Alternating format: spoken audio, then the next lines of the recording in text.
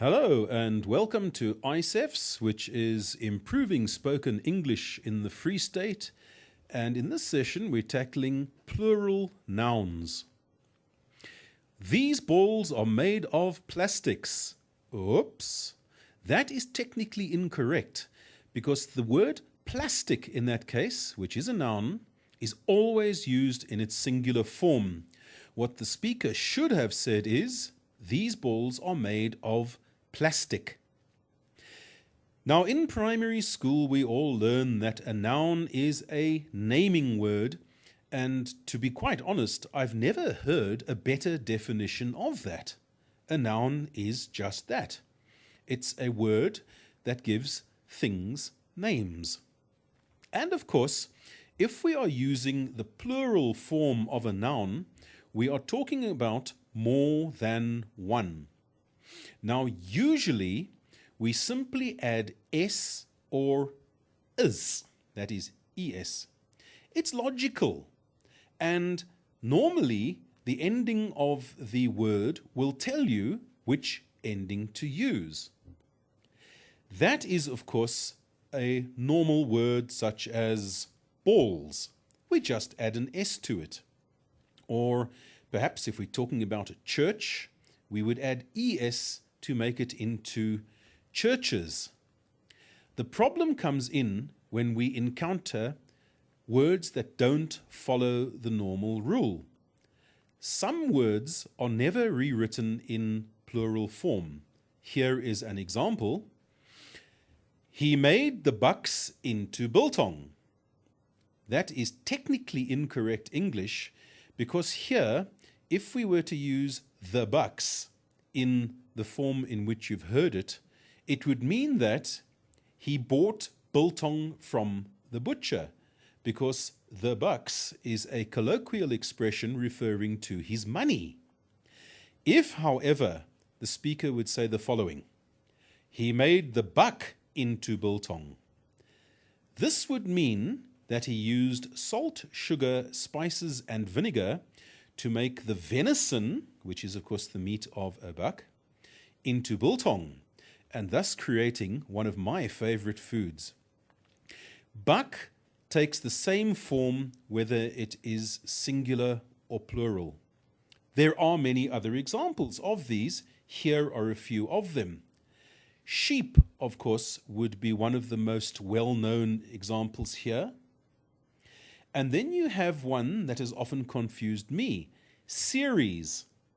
If you are watching TV and you have a favorite program, such as my Afrikaans friends would immediately say, Sewende Laan. Some of my English-speaking family would immediately say, Rhythm City. All of these are examples of series, which is never used in the plural. Another good example here, aircraft. Whether you are talking about one or many, aircraft remains the same. And there's one to which there is an exception, and this is fish. Normally, when we speak English, fish remains the same in the singular or the plural, but there are exceptions. One of these is to be found in the Bible in John chapter 7, where we hear the story of the 5 loaves and 2 fishes. But I will forgive the authors of the King James Bible for having done that, because they did that in the year 1611. We are now in the year 2015, and English has moved on slightly from then. Other nouns are found in the plural form only. Here is an example of an error. Good evening.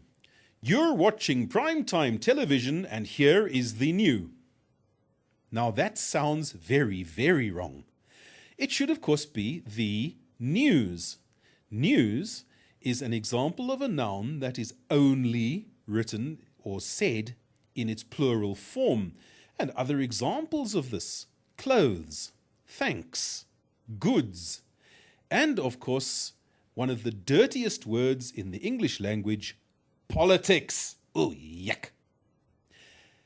There are other unusual forms of changing singular nouns into plural.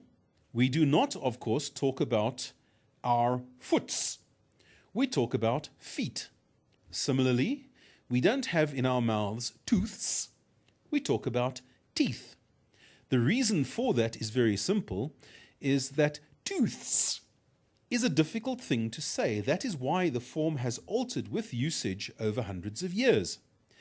Similarly, we don't talk about gooses, we say geese. We don't talk about oxes, we say oxen. Childs doesn't sound correct either. It must be children. In the same way, we don't say mans, we say men.